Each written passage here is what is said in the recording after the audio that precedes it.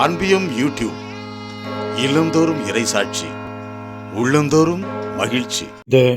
Francis சலேசியார் 1567 August 21 பிரான்சில் உள்ள சவாய் என்ற இடத்தில் பிறந்தார்.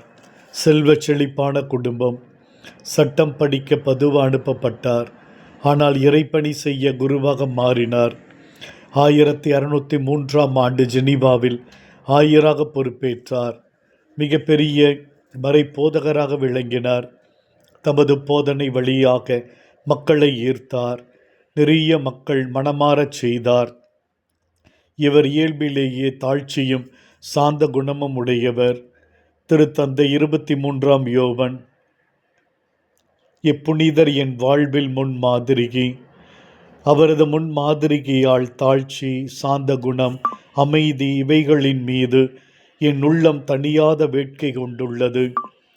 நான் சாதாரண பணிகளையும் மிக மேலான நோக்கத்தோடு செய்தாலே போதும் என்று புரிந்து கொண்டேன். அவரது அறிவுரைகள் என் வாழ்வில் எவ்வளவு பொருத்தமாக உள்ளன என்பார் புனித பிரான்சிஸ் சலேசியார்.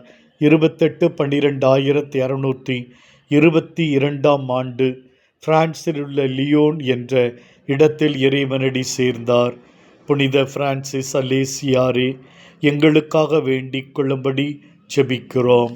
இந்த அன்பியம் யூடியூப் சேனலை நீங்கள் ஷேர் பண்ணுங்க, சப்ஸ்கிரைப் பண்ணுங்க, லைக் பண்ணுங்க. Wish you all the best.